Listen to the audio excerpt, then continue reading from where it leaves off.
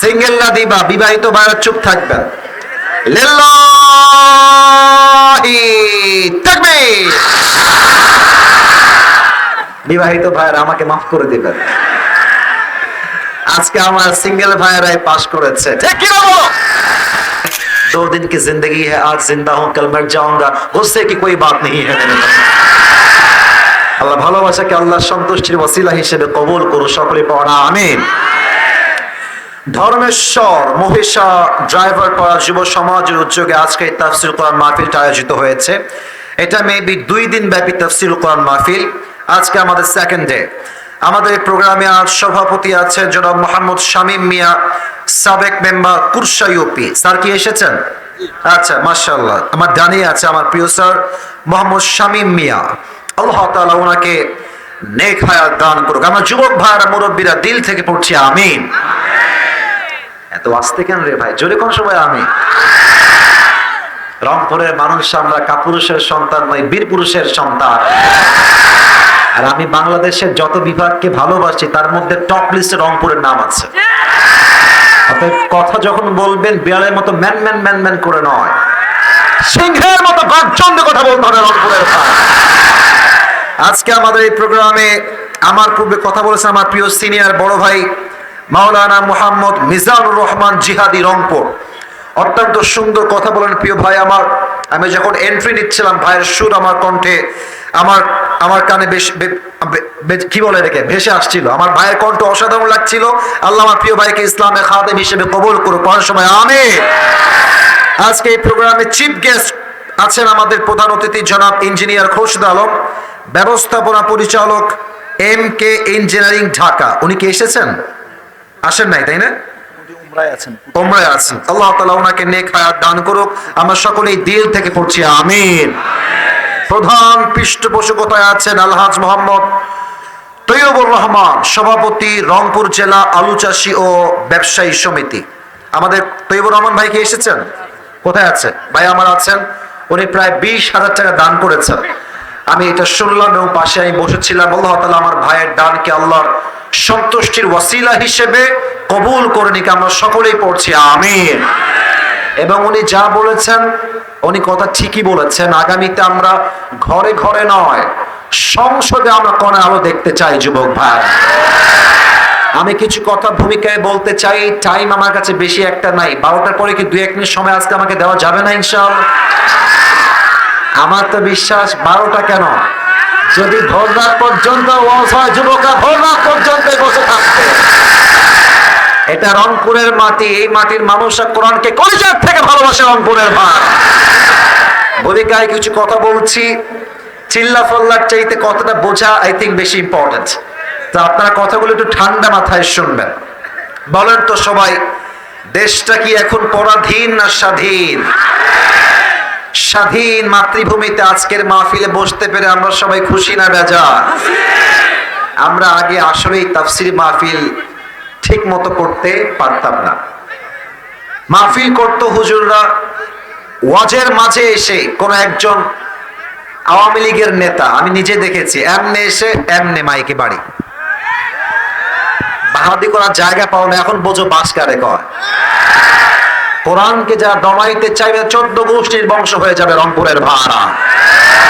তো ওই দিনটা এখন চেঞ্জ হয়ে গেছে, এখন আর ওই দিন নাই। এখন যদি কেউ তাফসীর মাহফিলে বাধা দিতে চায় তার পিঠের চামড়া একটাও বাকি থাকবে না। তো দেশটা স্বাধীন হয়েছে।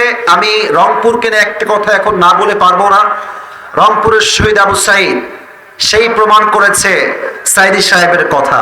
সাইদি সাহেব কি বলেছিলেন? বিড়ালের মতো 500 বছর বেঁচে থাকার কোনো দাম নাই, সিংহের মতো 1 ঘন্টা আমরা গর্জন দিয়ে বাঁচতে। এমনি বুক পেতে দিয়েছে। আমি বলি এমনি বুক পেতে দিয়েছে। গুলি করবা করো, শহীদ হতে প্রস্তুত, বুকের তাজা রক্ত দিতে প্রস্তুত আছি, বাট বাতিলের সামনে মাথা নত করতে আমরা প্রস্তুত নয়।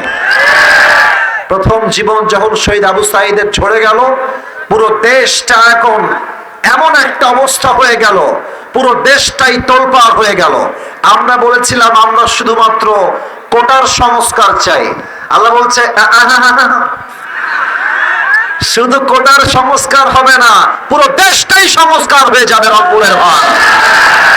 তবে একটা কথা, অনেকে রাগ করতে পারেন, বাট আমাকে বলতে হবে। আমার বড় কষ্ট লাগছে যে এই যে এতগুলো উপদেষ্টা আছে, এখানে কোনো জামাতের উপদেষ্টা নাই, এখানে কোনো হেফাজতের উপদেষ্টা নাই, এখানে মোস্তফা সরোয়ার ফারুকের মতো কুলাঙ্গার উপদেষ্টা হয় কেমনে রংপুরের ভাড়া আমার? এটা বড় আফসোসের বিষয়। যেই মানুষটা মানুষকে শিখাইলো পরকিয়া করতে হয় কেমনে, নাটকে উলঙ্গ দৃশ্য শো করতে হয় কেমনে, যুবকদেরকে জেনার প্রতি আকৃষ্ট হয়ে করতে হয় কেমনে, সেই মানুষটা আমার দেশের উপদেষ্টা হয় কেমন করে রংপুরের ভাড়া? বিশ্বাস আসলে সবাইকে করা যাবে না, এটাই আমি এখন দেখতে পাচ্ছি। আমার কথা একটা, আগামীতে এই দেশে নির্বাচন হতে হবে। তবে আমি আসিফের দুইটা দাবি আজকে আছে। বলেন সবাই কয়টা দাবি? আওয়াজ কমে গেল যে, বলেন সবাই কয়টা? প্রধানমন্ত্রী হওয়ার পাশাপাশি এতটা যোগ্যতা সম্পূর্ণ হবেন, তিনি জাতীয় মসজিদ বাইতুল মুকাররমে দাঁড়িয়ে জুমার খুতবা দেওয়ার যোগ্যতাও রাখবে রংপুরের ভাই। এরকম নেতা আমরা চাই কি চাই না? আমি বুঝি নাই, চাই কি চাই না? আচ্ছা, আমরা যে বললাম আল কোরআনের আলো ঘরে ঘরে জ্বালো, এটা ভুল স্লোগান। এই স্লোগানটা চেঞ্জ করতে হবে। আমি দিচ্ছি, আপনারা ট্রাই করেন। বলবেন সবাই সংসদে জ্বালো। বলছি, একবারই বলবো, এটাই এনাফ। কারণ আপনার সবাই বীর পুরুষের সন্তান আমার সামনে বসে আছেন। বলেন সবাই আল কোরআনের আলো। আচ্ছা, সংসদে জ্বললে কি হবে? আচ্ছা বলেন, এই কোরআন দিয়ে যদি আইন কায়েম না হয়, এই দেশে কি ইনসাফ কায়েম করা সম্ভব হবে? এই যে সোনামণি, তুমি দাঁড়াও তো একটু। ধমক দেবো না, এমনি দাঁড়াও, ধমক দেবো না, একদম ধমক দেবো না, বিশ্বাস রাখো, ওঠো। তোমার নাম কি? তুমি কি মাহফিল কমিটি এখানে অ্যারেঞ্জমেন্টে আছো? তুমি আশিকুর রহমান। কোনো ভয় নেই, আমি তোমাকে দাঁড়িয়েছি একটা এক্সাম্পল দেওয়ার জন্য। তার কোন উদ্দেশ্য, একটা এক্সাম্পল, উদাহরণ দিতে চাই। ওকে কি দেখা যায়? ওরে ভাই কথা কন, দেখা যায়? ওর নাম হচ্ছে আশিকুর রহমান। ভাবেন যে ওর উপর আমার খুব রাগ উঠলো, রেগে একটা রামদা নিয়ে এসে ওর পা কেটে ফেললাম। কি কাটলাম? হ্যাঁ কথা বলো সবাই, কি কাটলাম? এবার তুমি বসে পড়ো। তো আপনারা বললেন যে আসিফ হুজুরকে নিয়ে আসলাম ওয়াজ করতে, আসিফ হুজুর করলোটা কি এটা? আজকে আসিফ হুজুরকে আমরা জেলখানায় ভরে দেব। আপনারা আমাকে নিয়ে গেলেন জেলখানায়, আমার নামে মামলা হলো। তো আগামীকাল জেলা আমাদের যে রংপুরের যে আদালত আছে, ওখানে আমার নামে বিচার বসবে, কোর্টে আমার নামে বিচার হলো। তো আমাদের তথাকথিত যে ল আছে, যে সিস্টেম আছে, সে বিচার অনুযায়ী আমার বিচার কি হলো, যে আসিফ হুজুরের সিদ্ধান্ত হলো আসিফ হুজুরের 1 বছরের জেল হবে, আর আসিফ হুজুরকে 1 লাখ টাকা জরিমানা করা হবে। তো রংপুরের ভাইরা, কোনো একটা জিনিসের ওজন ঠিকঠাক আছে কিনা, এটার মাপকাঠি ওজন বরাবর আছে কিনা, পেঁয়াজ যে আমি 5 কেজি নিলাম, এটা 5 কেজি আছে কিনা, এটা মাপার জন্য আমরা কি পাল্লা ইউজ করি? কথা কোন সবাই, কি পাল্লা? দাড়ি পাল্লা। তো আমার যে বিচার করলেন 1 বছরের জেল আর 1 লাখ টাকা জরিমানা, এটা কি ঠিক আছে কিনা বোঝার জন্য একটা দাড়ি পাল্লা নেন। তো আশিকুর রহমানের যেই ঠ্যাং আমি কেটে ফেলেছি ডান পা, এটাকে আপনি ডান পাল্লায় দেন। আর আমাকে যে আপনি 1 বছরের জেল দিয়েছেন এবং 1 লাখ টাকা জরিমানা করেছেন, ওটাকে আপনি বাম পাল্লায় দেন। এবার এই পাশে আপনার ভাঙ্গা ঠ্যাং, এই পাশে 1 বছরের জেল আর 1 লাখ টাকা জরিমানা। এবার টান দেন তো, কথা বুঝলে কত সমান সমান কি কখনো হবে? আচ্ছা আপনি আমার জরিমানা আরো বাড়ায় দেন। আচ্ছা 50 লাখই করেন যান। আচ্ছা যান 10 লাখ করার। এদিকে আপনি আমাকে আরো 10 বছরের জেল বাড়ায় দেন। এবার 10 বছরের জেল আর 10 লাখ টাকা বাম পাল্লায় রাখেন, আর ডান পাল্লায় আশিকের পা রাখেন। বলেন তো, তবুও কি সমান সমান হবে? সমান সমান হতে হলে কি করতে হবে? আল্লাহর জমিনে আল্লাহর রাজ কায়েম করতে হবে। কেমনে? আল্লাহ তাআলা এই কোরআনে বলেছেন, নাকের বদলে নাক, চোখের বদলে চোখ, কানের বদলে কান, জিহবার বদলে জিহবা, হাতের বদলে হাত, পায়ের বদলে পা, জানের বদলে জান। রংপুরের ভাই, এখন ওর পা আমি কেটে দিয়েছি, কোরআন দিয়ে আপনি আইন কায়েম করেন। ওর পা আমি কেটে দিয়েছি, আপনিও আমার পা কেটে দেন। এবার ওর পাটা ডান পাল্লায় দেন, আমার পা বাম পাল্লায় দেন, টান দেন, দেখবেন 2 পাশের দাড়ি পাল্লা সমান সমান হয়ে গেছে। ওয়ামান হাকামা বিহি আদালা। এই কোরআন দিয়ে যে রাজ কায়েম করবে সেই তো আল্লাহর জমিনে ইনসাফ কায়েম করতে পারবে। অতএব শেষ কথা, সোজা কথা, চূড়ান্ত কথা, আগামীতে যদি আমার এই মাতৃভূমিতে কোরআনের রাজ কায়েম করতে কেউ বাধা দেয়, আর কেউ যদি প্ল্যান করে, প্রোগ্রাম করে, সাজেশ করে, ষড়যন্ত্র করে কোন স্বৈরাচারকে ইন্ডিয়া থেকে নিয়ে এসে আবার ক্ষমতার মসনদে বসাতে চায়, দ্বিতীয় বিশ্বযুদ্ধ শুরু হয়ে যাবে রংপুরের ভাই। আর আমি আবারও বলছি, আমি রংপুরের মাটিতে বসে আছি, আমার কলিজায় এখন শক্তি অনেক বেশি। যদি আগামীতে ভারত বেশি বাড়াবাড়ি করে, ভারতের সঙ্গে গজওয়াই হিন্দ শুরু হয়ে যাবে যুবক ভাই। আর সেই গজওয়াই হিন্দে আমার বিশ্বাস সর্বপ্রথম যে শহীদ হবে হয়তো সে রংপুরের সন্তান হবে যুবক ভাই। আমি স্পষ্ট ভাষায় যুবকদেরকে অ্যাড্রেস করে বলতে চাই, যদি আগামীতে কখনো ডাক আসে যে আল্লাহর জমিনে আল্লাহর রাজ কায়েম করবার জন্য, আল্লাহর জমিনে আল্লাহর কোনের বিধানকে কায়েম করবার জন্য, স্বৈরাচারকে তার গদির থেকে নামানোর জন্য হাজার হাজার যুবককে শহীদ হওয়া লাগবে, বুকের তাজা রক্ত দেওয়া লাগবে। শহীদ হওয়ার জন্য কারা কারা প্রস্তুত থাকবে দুটো হাত তুলে আল্লাহকে সবাই দেখা দাও।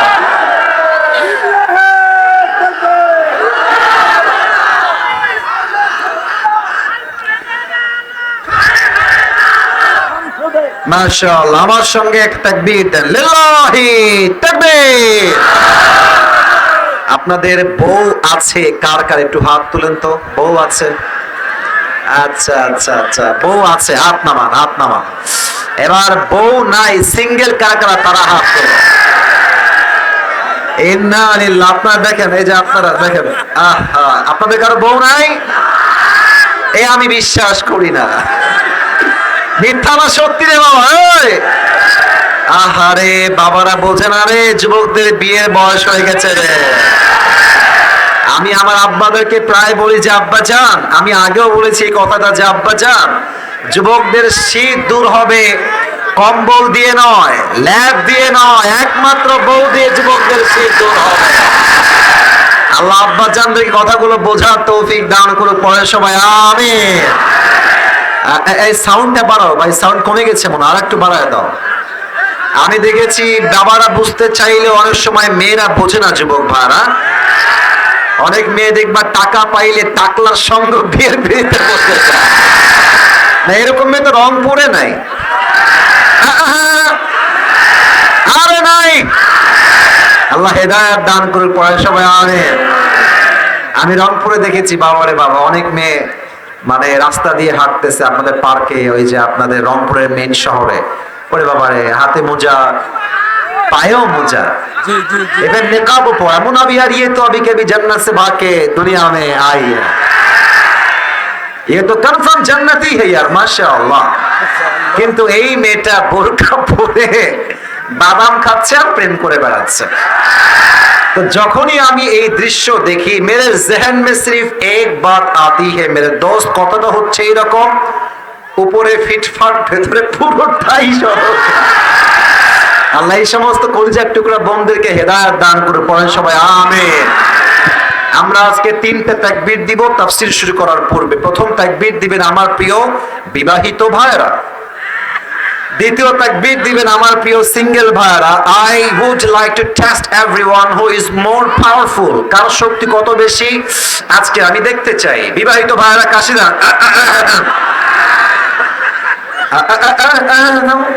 আমি দেই তাকবীর দিব, বিবাহিতরা দিবেন, সিঙ্গেলরা চুপ থাকবেন। বিবাহিত ভাইরা লিল্লাহি তাকবীর। বাবা রে বাবা, সাউন্ড ভালো আছে। সিঙ্গেলরা, it's time for the single people. সিঙ্গেলরা দিবা, বিবাহিত ভাইরা চুপ থাকবেন। লিল্লাহি তাকবীর। বিবাহিত ভাইরা আমাকে মাফ করে দিবেন, আজকে আমার সিঙ্গেল ভাইরাই পাস করেছে, ঠিক কি বলো? এবার আমরা সবাই মিলে এমন জোরে তাকবীর দিব যে আমি সহ আমরা সবাই তাকবীরের ঠেলায় স্টেজ ভেঙে নিচে পড়ে যাব, ঠিক আছে? সবাই একটা কাশি দেন শেষবারের মতো। হাত তুলে দিবেন। আর কোনো ফানি মোমেন্ট চাই না। I would like to be serious, please সবাই আমার সঙ্গে টেক ইট সিরিয়াসলি। আমরা বাঘের বাচ্চা, সিংহের বাচ্চা, আমরা বীর পুরুষের বাচ্চা, আমরা মুসলমান ঘরের সন্তান। লিল্লাহি তাকবীর। আল কোরআনের আলো, আল হাদিসের আলো, কোরআন হাদিস যেখানে,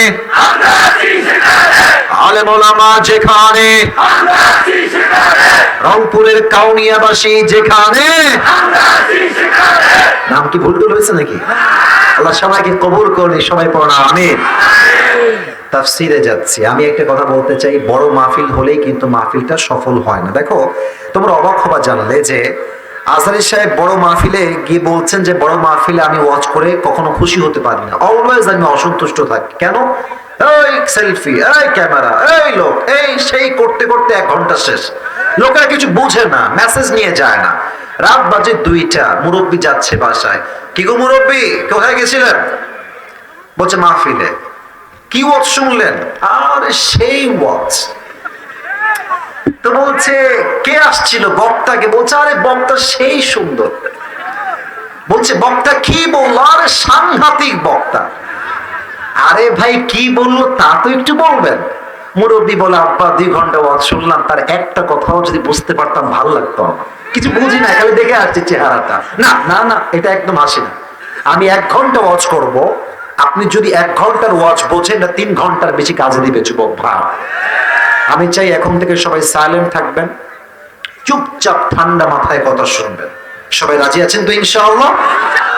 আর মাঠে জায়গা না, অনেকে দাঁড়িয়ে আছেন। কেউ যদি মাহফিলের মাঝে উঠে যায় দোয়া না করে, ওর লুঙ্গি টাই না ধরে বসায় দেবে, তবে খুলে জানুন না, নরমালি টান দিবেন। রাজি আছেন তো ইনশাআল্লাহ? আর আমার চোখ সবার দিকে থাকবে, কেউ যেন ভুলে উঠবেন না। ধমক দেওয়া হবে কিন্তু সেই লেভেলের ধমক। আমি আগে অ্যালার্ট করলাম। শেষ তাকবীর দেন, লিল্লাহি তাকবীর।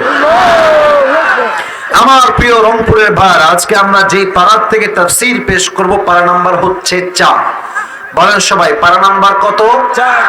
সূরাটার নাম হচ্ছে সূরাতু আলে ইমরান। আমার কাউনিয়ার ভাইরা, সূরাটার নাম সূরাতু আলে ইমরান। যে আয়াত থেকে আমরা তাফসীর পেশ করব, এই আয়াতটা হচ্ছে আলে ইমরানের 102 নাম্বার আয়াত। বলেন সবাই 100 কয় নাম্বার আয়াত? যে কোনো একটা আয়াতের তাফসীর পেশ করতে গেলে there are 4 things that is very important to talk about. 4টা বিষয় কথা না বললে তাফসীর কখনো সম্পূর্ণ হয় না। আমি বলছি সবাইকে 4টা বিষয়। নাম্বার 1, right recitation, সঠিক তেলাওয়াত।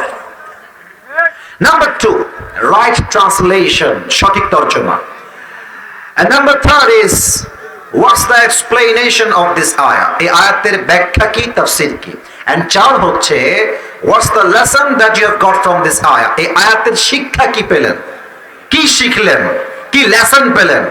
এই 4টা বিষয় না জানলে কখনো একটা আয়াতের তাফসীর সম্পূর্ণ হতে পারে এই কথা বলার সময় সম্পূর্ণ হতে পারে। আমি প্রথমেই আয়াতের তেলাওয়াত করতে চাই। আল্লাহ তাআলা বলছেন, আউযু বিল্লাহি মিনাশ শাইতানির রাজীম, বিসমিল্লাহির রহমানির রহিম। ইয়া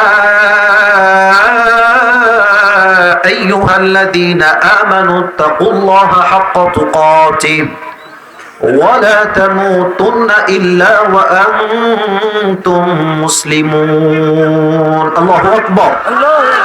This is the right recitation. সঠিক তেলাওয়াতের 1 নাম্বার চ্যাপ্টার is over. এটা শেষ। 2 নাম্বার হচ্ছে ট্রান্সলেশন, সঠিক তরজমা। আমি তরজমা করছি। আল্লাহ তাআলা বলছেন, O you who believed, Ya ayyuhalladhina amanu, O you who believed, ittaqullah, fear your Lord haqqa tuqati, as he should be feared. তোমরা রবকে ভয় করো, জাস্ট ভয় করলেই হবে না, রবকে ভয় করার মতো ভয় করার দরকার আছে না নাই? আছে। নাম্বার 1। নাম্বার 2, ওয়ালা তামুতুন্না ইল্লা ওয়া আনতুম মুসলিমুন, and do not die, I repeat again, do not die expect as a Muslim. মরতে যেহেতু হবে, কবরে যেহেতু আসতেই হবে, আল্লাহ তাআলা বলছেন প্রকৃতপক্ষের মুসলমান না হয়ে কবরে এসো না। এই হচ্ছে মূল দুইটা message. This is the translation of this আয়া। এটাই হচ্ছে এই সূরার এই আয়াতের তরজমা। এখন আমরা যাব ব্যাখ্যায়, মূল তাফসীরে। প্রথমেই আল্লাহ তাআলা মেসেজ দিয়েছেন তাকওয়ার ব্যাপারে। আচ্ছা, আপনাদের রংপুরে মনে হয় তামাকের ব্যবসা খুব বেশি ফেমাস, তাই না? এখন কমছে। বিড়ি খাওয়ার একটা তামাশা এটা। বিড়ি হচ্ছে এমন একটা খাবার যে খাবারের প্যাকেটেই সেই খাবারের বদনাম লেখা থাকে। পৃথিবীতে এমন কোনো খাবার পাবেন না যে খাবারের প্যাকেটেই বদনাম লেখা থাকে। আর যারা বিড়িখোর এরা আসলে মানবতাহীন মানুষ। এর কারণ তারা নিজেদের মূল্য নিজেই তো বোঝে না, ও মানুষের মূল্য বুঝবে কেমন করে? রংপুরের ভাড়া, ঠিক আছে? তো দেখেন, আপনি যদি কোনো ব্যবসা করেন, ব্যবসার লাভ জানলে ব্যবসা করতে আপনার আগ্রহ বেড়ে যাবে। আচ্ছা, দিনাজপুরের নাম তো শুনছেন আপনারা? রংপুরের মধ্যে একটা জেলা দিনাজপুর। তো দিনাজপুরে লিচুর ব্যবসা সবচেয়ে বেশি ফেমাস বা জনপ্রিয়। আমি আপনাকে দুইটা অপশন দিলাম, রংপুরের ভাড়া দুইটা অপশন। এক হচ্ছে রংপুরের শহরে আপনি একটা দোকান দিবেন, প্রায় 18 ঘন্টার থেকে 20 ঘন্টা হবে আপনার ডিউটি, জাস্ট বসে থাকবেন। আমি আপনাকে বলবো যে ভাই, এই পুরো 1 মাসে এরকম ডিউটি আপনার হবে। আপনার মাসিক আয় হতে পারে সর্বোচ্চ লাভ মিলিয়ে 70 থেকে 80,000 টাকা, জাস্ট ফর এক্সাম্পল 70 বা 80,000 টাকা। আচ্ছা, আর একটা বিজনেস দিলাম যেটা হচ্ছে আপনার বসো, নতুন নাকি মাহফিলে?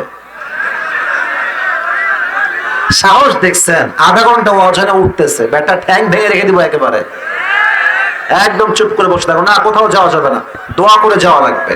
সবাই তাকবীর দেন, লিল্লাহি তাকবীর। তো আর একটা ব্যবসা দিলাম, এটা হচ্ছে লিচুর ব্যবসা।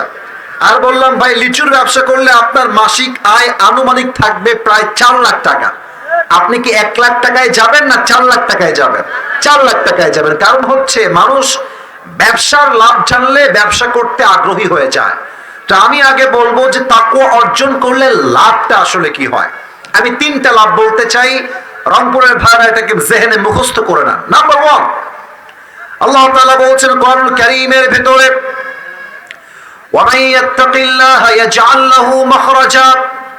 যেই বান্দা আল্লাহর ভয় অর্জন করবে, যেই বান্দা তাকওয়ার গুণ অর্জন করবে, ওই বান্দা যত বড় বিপদগ্রস্ত হোক না কেন, যত বড় কষ্ট তার জীবনে হোক না কেন, তার সমস্ত বিপদ দূর করার দায়িত্ব নিবে। এক সপ্তাহ আওয়াজ দিয়ে বলেন সবাই, তিনি কে? 2 নাম্বার, ওয়ারযুকুহু মিন হাইসু লা ইয়াহতাসিব। And Allah will provide the sustenance from the sources that they never could imagine before. আল্লাহ তাআলা ওই বান্দার জন্য এমন এমন জায়গা থেকে রিজিক দিবে, এমন এমন জায়গা থেকে খাবার দিবে, টাকা দিবে, সম্পদ দিবে, বান্দা কখনো কল্পনাই করতে পারবে না যে এই রিজিকটা আমার কাছে আসলো কই থেকে। সুবহানাল্লাহ বলে সবাই। আচ্ছা, আমরা যারা এখানে আছি, আমরা তো সবাই মনে হয় মধ্যবিত্ত পরিবারের সন্তান, নাকি? আপনাদের তো অনেকের ভাই টিনের বাসা আছে না? আমি তো একটা কথা প্রায় মাহফিলে বলে থাকি যুবকদের জন্য বিশেষ করে, যে মধ্যবিত্ত পরিবারের সন্তান মানেই হচ্ছে আমরা একটা ব্র্যান্ড। যুবক ভাই, কেন ব্র্যান্ড তাই কথা তোমাকে বুঝতে হবে। দেখেন, মধ্যবিত্ত পরিবারের ছেলেকে আপনি সাইকেল দিবেন, ওটাও চলবে। আপনি বাইক দিবেন, তাও চলবে। কার দিবেন, তাও চলবে। আপনি ওকে বলবেন যে কারও নাই, বাইকও নাই, সাইকেলও নাই, তোমাকে হেঁটে হেঁটে আসতে হবে, ওর তাতেও চলবে। ওকে আপনি ভাত দিবেন, ডাল দিবেন, তাও চলবে। ভাত দিবেন, ভর্তা দিবেন, তাও চলবে। ভাত দিবেন, সবজি দিবেন, তাও চলবে। ভাত দিবেন, গোস্ত দিবেন, তাও চলবে। কিছুই দিবেন না, জাস্ট একটা ভাত দিবেন, একটা পানি দিবেন, আর একটা মরিচ দিবেন, ওর পান্তা ভাত হলেও চলবে। কারণ কি, আমরা বড় ঘরের ধাপুস ধুপুস খেয়ে বড় হওয়া ব্রয়লার মুরগি নয়। আমরা মধ্যবিত্ত পরিবারের সন্তান, আমরা কঠোর পরিশ্রমী সন্তান, রংপুরের ভাড়া। আল্লাহ বলছে, বান্দা যতই মধ্যবিত্ত পরিবারের সন্তান হও না কেন, আমি আল্লাহকে ভয় করো। লাভ কি হবে? তোমার রিজিকের অভাব তুমি জীবনে কখনোই ফিল করতে পারবে না। সুবহানাল্লাহ পড়ো সবাই। আমি আপনাকে একটা কথা এখন বলতে চাই, এটা আমার জীবন থেকে কথা। তবে অনেকে ভাববেন আসিফ হুজুর মনে যে শো অফ করছেন, ইটস নট লাইক দ্যাট। আমি বলতে চাই যে আমি অনেক বড় মুত্তাকি তা নই, তবে আল্লাহর ভয় আমার মাঝে একটু হলেও তো আছে, আছে না? আছে।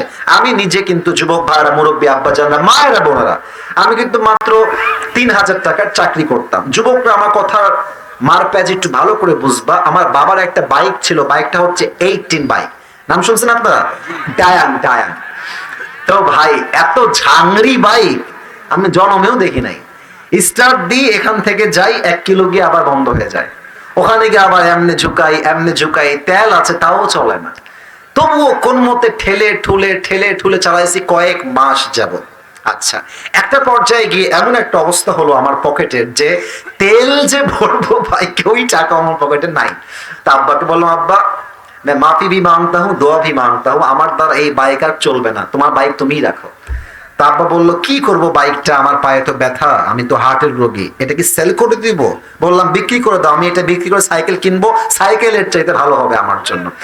তো যাই হোক, বাইকটা বিক্রি করব ভাব, মানে এটা এইভাবে কখনো আমি আগে কোনো মাহফিলে বলি নাই, এতটা ব্যাখ্যা দিয়ে বলি নাই, আজকে বলছি বাইকটা বিক্রি করে দিব অভাবের জন্য। বাট বিশ্বাস করেন সেই সময়টা প্রতিদিন তাহাজ্জুদ পড়তাম, প্রতিদিন আল্লাহকে বলতাম যে আল্লাহ তুমি আমাকে কবুল করো, আমার চেষ্টা কবুল করো। আর আমি দুইজনের ওয়াজ খুব বেশি শুনতাম, এক আজহারির ওয়াজ শুনতাম খুব বেশি, আর একজন আমি আল্লামা দেলোয়ার হোসেন সাঈদীর ওয়াজ খুব বেশি শুনতাম। সেই সময়ের কথা, it has been 3 years or maybe 4 years back, 3-4 বছর আগের কথা। তো হঠাৎ করে আমি একদিন জুমার খুতবা দিলাম। আমি আবারও বলছি, এই কথা কিন্তু আমি কখনো কোথাও আপনারা শোনেন নাই, আমি আজকেই বলছি। তো জুমার খুতবা দিলাম, আমি প্রায় 1 বছর যাবত জুমার খুতবা দেই, ভিডিও আপলোড হয়, কিন্তু কখনো কোনো রেসপন্স আসে না, আই মিন কেউ দেখে না ভিডিও। এই 10টা-20টা লাইক পড়ে, 2-1জন কমেন্ট করে, মাশাআল্লাহ, আমি তাতেই খুশি, আলহামদুলিল্লাহ, 2-1জন দেখলে আমার জন্য এনাফ বা আমার খুশি কারণ হয়ে যাবে। তো আমার মনে আছে হঠাৎ করে একটা ভিডিও আপলোড হলো আমাকে নিয়ে, মাশাআল্লাহ, ভিডিওর টপিক খুব ভালো ছিল, লাখ লাখ রিচ হয়ে গেল। একদিনেই মনে করেন যে 10-20 লাখ মানুষ দেখে ফেললো সেই ওয়াজটা। পরে মিডিয়ার থেকে আমাকে কল দেওয়া হলো যে আপনি জুমা পড়ান কোথায়, আমরা আপনার ভিডিও রেকর্ড করব। তো অনেক বড় একটা মিডিয়া আমাকে বললো যে আপনার ভিডিও একটা আপলোড দিব, আপনি ইনশাআল্লাহ অনেক দূর যাবেন, আপনার জন্য অনেক বেশি কাজ আসবে, আপনি কাজ করতে পারবেন আপনার দাওয়াতি ফিল্ডে। তো একটা মাহফিল করলাম, মাহফিলটা ছিল পাবনায়। মাহফিল ছিল কোথায়? পাবনায়। তো পাবনায় গেলাম, আমি হলাম 3 নাম্বার বক্তা, দ্বিতীয় বক্তা না, 3 নাম্বার। তো আমাকে যখন ওয়াজে দেওয়া হলো, দ্বিতীয় বক্তা খুবই রাগ, আমার টাইমটা তাকে কেন দেওয়া হচ্ছে, ওকে তো দিয়ে কাজ হবে না, ওকে নামা, একে দিয়ে কাজ হবে না। এটা 3 বছর আগের কথা, বেশি না, 3 বা 4 বছর আগের কথা। তো আমি ওয়াজ শুরু করলাম, কি বলবো, নিজের কথা বলছি না, বা এটা আল্লাহর রহমত বলছি বলতে পারেন। আমি আধা ঘন্টা ওয়াজ করেছি, প্রত্যেকটা যুবক, আমি নেমে গেছি ওরা উঠে গেছে, মানে এই হুজুরকে আমরা ছাড়বো না। নেমে গেলাম, সেটা আপলোড হলো ইউটিউবে। হঠাৎ করে একদিন আমার বাসা ছিল রাজশাহীতে, রাজশাহীর আমাদের মেইন শহরে বাসা, আমার আব্বা জুমার খতিব এবং আমার আব্বা একটা মাদ্রাসার প্রিন্সিপাল। তো আমি বাইপাস দিয়ে যাচ্ছি বাইক নিয়ে, ভাই আমার কাছে কিছুই নাই, বিশ্বাস করে না আছে টাকা, আর আমার 2টা সাদা পাঞ্জাবি ছিল, আর আমি যেই জুমার খুতবা দিতাম, জুব্বা যে পরবো, জুব্বাও ছিল না ভালো। আমার বন্ধু থেকে জুব্বা ধার নিয়ে আসতাম, যে বন্ধু দে, জুব্বাটা পরে মাহফিল করব বা একটু দোয়া করব, এই ওয়াজ হবে, আবার তোকে জুব্বা দিয়ে যাব। তো আমি এই অবস্থায় মাহফিলের জন্য বা রাস্তা দিয়ে হাঁটতেছি। তো হঠাৎ করে আমার কাছে একটা কল আসলো, বললো আপনি কি আবরারুল হক আসিফ বলছেন? এটা অনেক আগের কথা, আমার ক্যারিয়ার কিন্তু শুরু হয় না। বললাম জি ভাইয়া, আমি আবরারুল হক আসিফ বলছি, আপনি কে? তো বললো যে আমি অমুক জেলার থেকে বলছি, আপনার একটা মাহফিলের ডেট লাগবে। শুনে কলিজায় এত শান্তি লাগলো যে আলহামদুলিল্লাহ, আল্লাহ হয়তো আমার রাস্তা খুলতেছে, এই তো রাস্তা আমার খুলে যাচ্ছে। তা আমি একটু ভাব নিলাম, আমার কিন্তু ডেট মেট কিছুই নাই। বললাম ও আচ্ছা, ডেট নিবেন কবে, আমাকে তো দেখতে হবে ভাই। তো বলছে যে ভাই ডেটটা আমরা 2 মাস পরে নিব, যদি আপনি ডেট দেন তাহলে আমরা। ও তো ভাবছে মাশাআল্লাহ, মিলিয়ন মিলিয়ন ভিউ, এ তো অনেক বড় বক্তা হবে রে ভাই। তো আমি একটু ভাবতে, আমি বললাম ঠিক আছে, আমি ডায়েরি দেখে আপনাকে বলছি। আমার ডায়েরিতে কোনো ডেটই নাই। তো যাই হোক, পরে সে বললো যে ভাই ডেট কি আছে, ডেট কি হবে? আমি নিজেই, আমার তো ডেট লাগবে রে ভাই, আমি কল দিয়ে বললাম ভাই হ্যাঁ অমুক তারিখের ডেট হতে পারে, আপনি কি ডেটটা নিবেন? তো বলছে অবশ্যই নিব। তো বলছে যে ভাই আপনার হাদিয়া কত? আমি তো জীবনে হাদিয়াই নিই না, হাদিয়া কত বলবো। এখন বলছি যে ভাইয়া হাদিয়া আসলে বলা যাবে না, আপনি বলেন যে আপনি আমাকে কত দিবেন। তো আমার বেতন কিন্তু ভাই মাত্র ৩,০০০ টাকা, এবং ৩,০০০ টাকা এত কম আমার জন্য, বাইকের তেল ভরতে আমার ৩,০০০ টাকা শেষ হয়ে যায়, খাবো কি আর পরবো কি।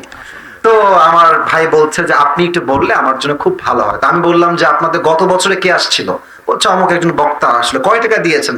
বলছে ২০,০০০ টাকা দিয়েছি। ২০, মনে বলছি ২০,০০০ টাকা। আর ওকে বলছি ভাই এটা কোনো টাকা হইলো? আচ্ছা যাই হোক, অনেক কথাবার্তা বলে সে বললো ঠিক আছে আপনাকে আমরা ২৫,০০০ টাকা দিব, গাড়ি ভাড়া সবকিছু মিলিয়ে, খাওয়া দাওয়া মিলিয়ে, থাকা সহ ২৫,০০০ টাকা আমি আপনাকে দিব। তো বললাম দিব বললেই তো হবে না ভাইজান, আপনাকে তাকে অ্যাডভান্স করতে হবে, না আমি প্রোগ্রামটা কনফার্ম মনে করবো কেমন করে। তো বলছে ঠিক আছে ভাই আপনি আপনার নাম্বারটা আমাকে দেন, আমি আপনাকে ৫,০০০ টাকা অ্যাডভান্স করছি। আমি বললাম ইয়ার ইয়ে তো মেরি রাস্তা খুল গেয়া মাশাআল্লাহ। তো বলছে ঠিক আছে আমি আপনাকে দিচ্ছি, নাম্বারটা আমাকে পাঠান। তো নাম্বার দিলাম, ৩ দিন কোনো খবর নাই। মনটা আবার খারাপ যে আল্লাহ ডেটটা কি তাহলে পাবোই না। তো ৩ দিন পরে আবার আমার ভাই কল দিয়ে বলছে প্রিয় ভাই আপনাকে তো আমি টাকা দিব, বাট আমি টাকা তুলতে পারি নাই এলাকার থেকে, তাই টাকাটা দিতে পারি নাই। তো মাশাআল্লাহ সবাই আমাকে টাকা দিয়ে দিয়েছে, আপনার নাম্বারে আমি এখনই টাকা পাঠাচ্ছি। তা আমাকে ওই প্রথম মাহফিলের জন্য ৫,০০০ টাকা অ্যাডভান্স দেওয়া হয়, এবং ৫,০০০ টাকায় আমি আমার আব্বা আম্মাকে দিয়ে দিয়েছি। আলহামদুলিল্লাহ। তোমরা নাও। বিশ্বাস করেন ওই যে আমার জার্নি শুরু হলো, আল্লাহু আকবার, কি বলবো। এখন এমন একটা দিন নাই যেই দিন শত শত কল আসে না। আসিফ হুজুরকে লাগবে আপনাদের কি, আমাকে বলে ৩ লাখ নিবেন, ২ লাখ নিবেন, ১.৫ লাখ নিবেন, কত খালি বলেন না আপনাকে আমরা চাই। আপনি বলবেন হুজুর আপনি এত লম্বা স্টোরি কেন বললেন? ১ ঈমান, ২ হচ্ছে তাকওয়া। এই ২টা থাকলে বান্দার সফলতাকে আটকায় রাখতে পারে না, ঠিক কি না বলে? ওয়ায়ারযুকুহু মিন হাইথু লা ইয়াহতাসিব, তোমার রিজিক আমি এমন জায়গা থেকে দিব তুমি কখনো কল্পনাই করতে পারবে না। আল্লাহু আকবার। এবার বলেন সবাই, আমরা সবাই আল্লাহর জান্নাত চাই কি চাই না? চাই। আচ্ছা যদি আল্লাহর জান্নাত একটা না পেয়ে ২টা পাই, খারাপ হবে না ভালো হবে? না এত আস্তে বললে ওয়াজ হবে না। ভালো হবে, ভালো হবে, ভালো হবে। আল্লাহ তাআলা কি বলছে দেখেন, ২৭ নম্বর পারা সূরাতুর রহমানে আল্লাহ তাআলা বলছেন ওয়ালিমান খাফা মাকাম রাব্বিহি জান্নাতান, আমার যেই বান্দা আমি আল্লাহর জন্য তাকওয়ার গুণ অর্জন করবে, আমি আল্লাহ রাব্বুল আলামিন তার জন্য কিয়ামতে 2টা জান্নাতের বাগান বানায় দিব। কোন সবাই সুবহানাল্লাহ। এই হচ্ছে তাকওয়া অর্জনের মোট 3টা লাভ কোরআন থেকে বললাম। এবার আসুন তাকওয়া কাকে বলে। দেখেন একটা লোকও ওঠে না, একটা লোক ডান বাম করে না। এটাই প্রমাণ যে রংপুরের মানুষ আসলেই কোরআনকে ভালোবাসে, রংপুরের ভাইরা। আচ্ছা আপনারা সবাই মাওলানা তারিক জামিলের নাম শুনেছেন? পাকিস্তানের একজন টপ ফেমাস স্কলার। উনি তো আমাদের মধ্যে এত রং ঢং নাই, সাদা পাঞ্জাবি, সাদা পায়জামা, সাদা পাগড়ি, আর not a big deal, always এমনিই থাকে। আমি ওনার কথা একটু পরে বলবো, আগে আমার কথা বোঝেন। তাকওয়ার 2টা সংখ্যা বলবো, মুখস্থ করেন। এক হচ্ছে তাকওয়া মানে আপনি হালালকে অ্যাকসেপ্ট করবেন, হারামকে অ্যাভয়েড করবেন। আমাদের দেশে সরকারি চাকরি পেতে গেলে বলা হয় যে আমাকে চা খাওয়ার জন্য আর মিষ্টি খাওয়ার জন্য 10 লাখ দিলেই আপনার চাকরি হয়ে যাবে। এরকম বাটপার আছে না, আছে না, আছে না, আছে না? আমরা ডক্টর ইউনূস সাহেবকে বলতে চাই, আপনি থাকা অবস্থা আইন পাস করেন, যেই অফিসার চাকরি নেওয়ার জন্য, দেওয়ার জন্য ঘুষ চাইবে, ওর জিহ্বাটা ছেড়ে ফেলতে হবে। রংপুরের ভাইরা আমার, হালালকে অ্যাকসেপ্ট করবেন, হারামকে অ্যাভয়েড করবেন, দ্যাট ইজ কল্ড তাকওয়া। এটাই হচ্ছে তাকওয়া, নাম্বার 1। নাম্বার 2 হচ্ছে, এখন বাজে মনে করেন, আচ্ছা কয়টা বাজে এখন? 11টা কত? 11টা 40। আচ্ছা রাত যখন 1টা বাজে, আপনাদের রংপুরে কুয়াশা আছে না? আচ্ছা ভাই এখন আমার উপরে সামিয়ানা আছে, মনে করেন যে এটা অমাবস্যার রাত, পুরোটাই অন্ধকার আর কুয়াশা দিয়ে ভরা। আপনি আপনার রুমের মধ্যে বসে আছেন, রুমের গেটটাও লক, জানালাও লক, লাইটটাও বন্ধ। আপনি আপনার অ্যান্ড্রয়েড ফোন বের করে পর্নোগ্রাফি দেখছেন, হিন্দি ভিডিও দেখছেন, হিন্দি সং শুনছেন, হিন্দি সিনেমা দেখছেন। লাইট বন্ধ, দরজা বন্ধ, জানালাও বন্ধ, কুয়াশা, অন্ধকার রাত, অমাবস্যার মতো কালো অন্ধকার, ঘুটঘুটে অন্ধকার।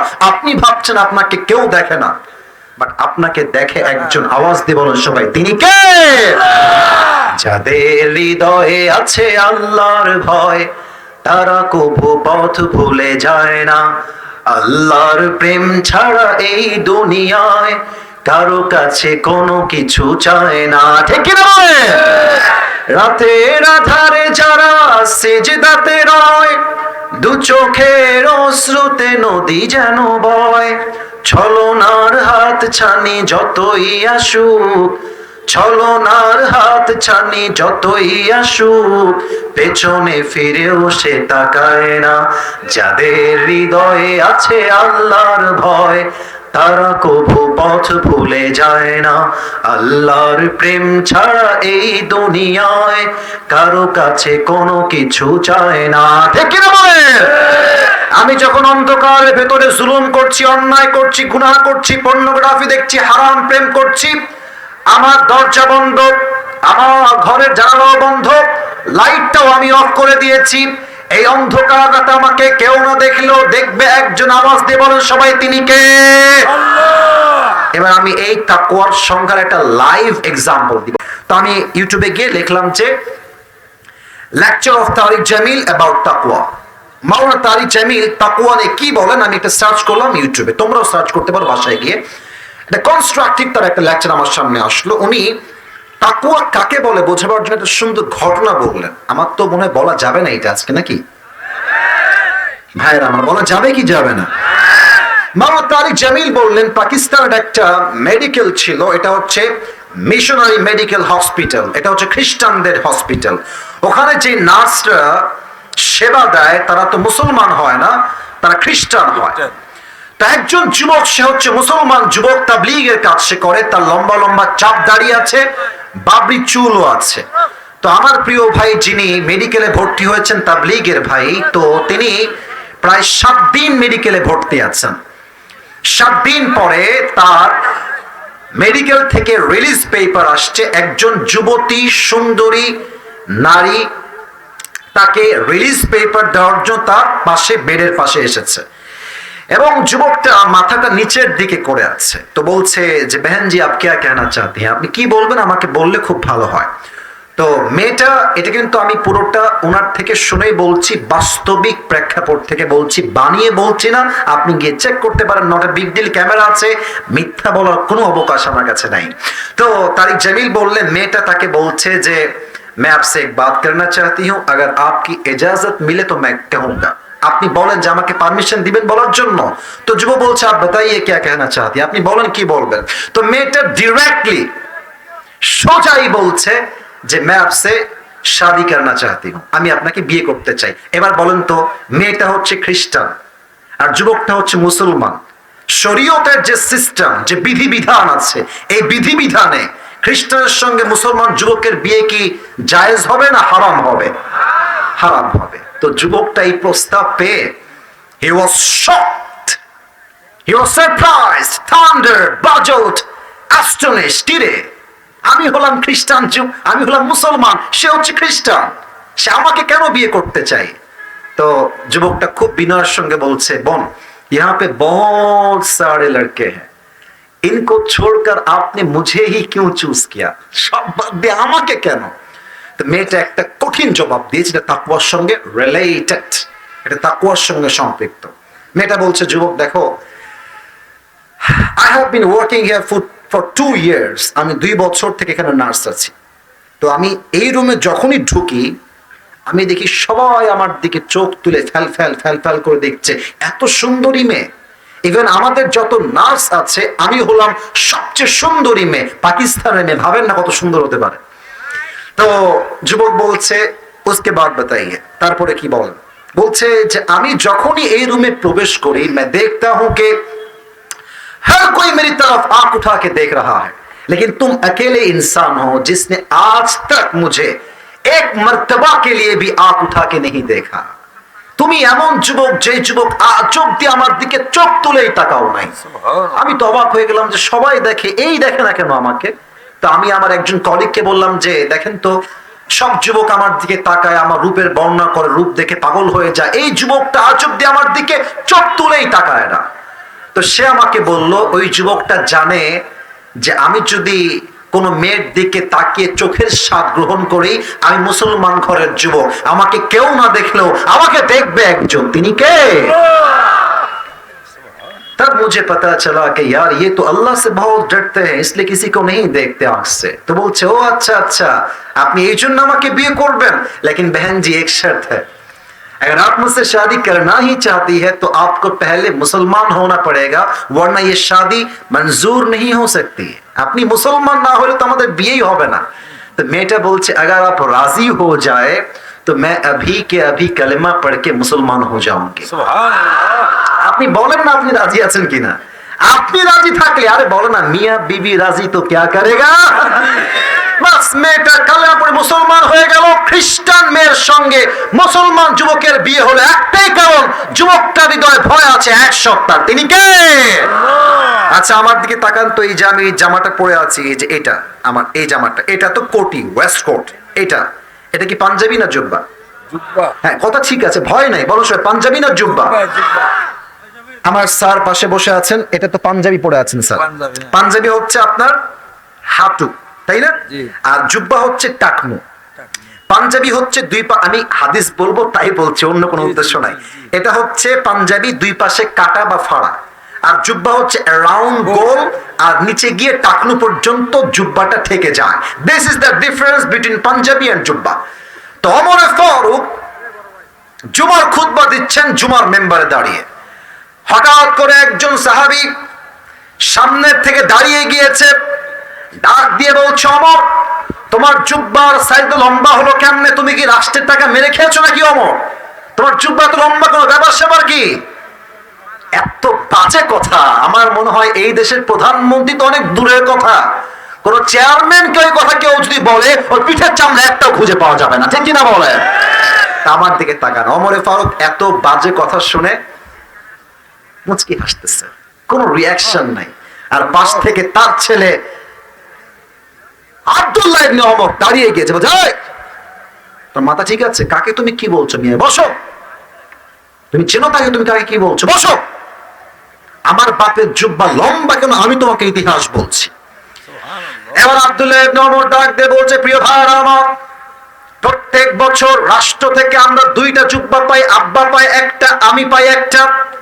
এবার যেই জুব্বা আমরা রাষ্ট্র থেকে পেয়েছি, আমার জুব্বার সাইজ ঠিকঠাক আছে, আর আমার জুব্বার সাইজ তো ঠিকঠাক ঠিক আছে, আব্বারটা ছোট হয়ে গেছে। টিস্যু দেখেন, এটা হচ্ছে ওমরে ফারুকের ছেলের জুব্বা, আর এটা হচ্ছে ওমরে ফারুকের জুব্বা। বোঝাবার স্বার্থে প্র্যাকটিক্যালি আমি এটাকে একটু ছেঁড়া ট্রাই করছি। এবার রংপুরের ভাইরা, এটা হচ্ছে আমার বাম হাত যেখানে ছেঁড়া আছে, আর ডান হাত যেখানে পুরোটাই লম্বা আছে। একটু বুঝে বলেন তো, এটাও জুব্বা এটাও জুব্বা, আমার বাম হাতের জুব্বা বেশি লম্বা না ডান হাতের জুব্বা বেশি লম্বা? আর ডান হাতে, বলার সময় কোন হাতে? আচ্ছা, তাহলে ছেলের জুব্বা সাইজ পারফেক্ট, বাবার জুব্বা ছোট হয়ে গেছে। এবার আমাকে বুঝলে উত্তর দেন, একজন প্রধানমন্ত্রী একটা নতুন জুব্বা চাইলে আবার কিনতে পারে না? এখানে কিন্তু রাষ্ট্র নিয়ে কথা হচ্ছে, বুঝতে হবে, পারে কি পারে না?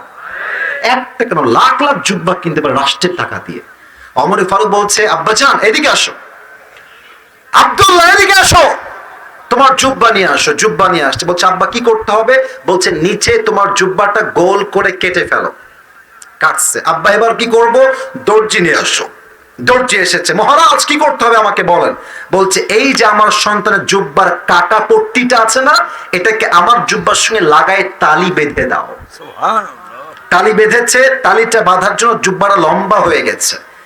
ওমর ফারুক তালি দেওয়া ছেঁড়া জুব্বা পরিধান করেছে, রাষ্ট্রের এক পয়সা মেরে খায় নাই, ঠিক কিনা বলে?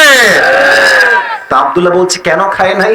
আমার আব্বা বলেছে যে, আব্বা আমি যদি রাষ্ট্রের একটা পয়সা মেরে খাই, কখনো ভুলে, ইচ্ছায় অনিচ্ছায়, আমাকে কেউ না দেখলেও আমাকে দেখবে একজন, আওয়াজ দিয়ে বলেন সবাই, তিনি কে? আপনারা সবাই ঢাকার মেট্রো রেল নাম শুনছেন না? ওই যে 3 আগস্টের সময়, তোমরা যুবকরা আমার চেয়ে ভালো জানো বিষয়টা, ওখানে অ্যাক্সিডেন্টলি একটু দুর্ঘটনার জন্য আগুন লেগে গেছিল। তা আমাদের যিনি মাননীয় প্রধানমন্ত্রী কনফার্ম জান্নাতি আমাদের আপা ছিলেন, তো উনি আপা বললেন যে এটা ঠিক করতে আমার 300 কোটি টাকা লেগে যাবে। 300 কোটি! আমি বললাম ইয়ার ये क्या बात कर रहा है, 300 কোটি? পরে দেখলাম যে 5 আগস্ট তার পতন হয়ে গেল। ছাত্র জনতার মাধ্যমে 300 কোটি তো অনেক দূরের কথা, মাত্র 20 কোটির নিচে এটা সমাধান হয়ে গেছে। আমি ভাবলাম যে এই মহিলা যেন তেন মহিলা নয়, এই মহিলা অভিনেত্রী হলে গোটা বিশ্ব কাঁপাই ফেলতো অভিনয় করে আমার রংপুরের ভাই। অবাক করা কথা। পরে আমি হিসাব মিলালাম বাড়ির মধ্যে, বাড়ির ছাদে আমি বাড়ির ছাদে ছিলাম, ছাদে বসে বসে হিসাব মিলালাম যে এই কথা বলে বলে এই দেশ থেকে কত টাকা মাইরা খাইছে হিসাব করুন তো। 1 টাকা নয়, 2 টাকা নয়, হাজার হাজার কোটি টাকা এই দেশের মাটির থেকে বিদেশের মাঠে পাচার হয়ে গিয়েছে, ঠিক কিনা বলে? তবে আমাদেরকে জাতির পিতার নামটা চাপায় দেওয়া হয়েছিল যে মুসলমানদের জাতির পিতা হচ্ছে বঙ্গবন্ধু। আমি আজকে open and loud and clear বলছি, জাতির পিতার নাম মুসলমানদের বঙ্গবন্ধু নয়, মুসলমানদের জাতির পিতা ইব্রাহিম আলাইহিস সালাম, মিল্লাত আবিকুম ইব্রাহিম। আবার যা একটা কথা মনে পড়ে গেল, বলা যাবে না তাই না? না না থাক, শেষ করে দেই। আর একটা কথা যাবে না না থাক। তাহলে একটা ব্রেক চাই। আপনারা যে 12টা পর্যন্ত বসেই গেছেন, আর 10টা মিনিট কথা বলবো, তবে একটা ব্রেক হচ্ছে এরকম। আমি সবাইকে একটা ওয়াদা করাবো, সবাই 2টা হাত তোলে, 2টা হাত সবাই তোলে, সবাই তাকবীর দেওয়া লাগবে না, আগে আমার কথা বোঝেন। সবাই একটা কাশি দেন, আমাকে বলেন সবাই হুজুর। আরে यार जोर से बोलो, বলেন সবাই হুজুর। যেহেতু আজ আমরা 1 ঘন্টা ওয়াজ শুনেই ফেলেছি, আমরা রংপুরের সন্তান। এটা কোন রংপুরের সন্তানদের আওয়াজ হইল? বলেন সবাই আমরা রংপুরের সন্তান। আপনাকে ওয়াদা দিলাম, দোয়া না করে কেউ উঠে হাত দেখান, যাব না। বলেন সবাই হাত তোলে ইনশাআল্লাহ। এবার যদি কেউ উঠে যায়, আল্লাহর হাবিব বলেছেন লা ঈমান আল্লাহ লিমান লা আমান আল্লাহ, যার কথা ঠিক নাই তার ইমানের ঠিক নাই। রংপুরের ভাড়া ঠিক কিনা বলে? এক লোক বিদেশ থেকে আসছে বাংলাদেশে এসে চট্টগ্রামে ল্যান্ড করেছে। কোন গ্রামে? চট্টগ্রামে। তো চট্টগ্রাম থেকে তিনি ঢাকায় আসবেন, একটা কারে উঠেছেন। এসেই দেখছে রংপুর শহর পার হয়ে বিশাল লম্বা একটা টানেল, বিশাল বড় ব্রিজ আর টানেল। বিদেশি লোক ডাক দিয়ে বলছে, ভাই আমার এই টানেলটার নাম কি? তো বিশাল বড় লম্বা টানেল। বাংলাদেশের লোক ডাক দিয়ে বলছে, প্রিয় ভাই এটার নাম হচ্ছে বঙ্গবন্ধু টানেল। নাম কি টানেল?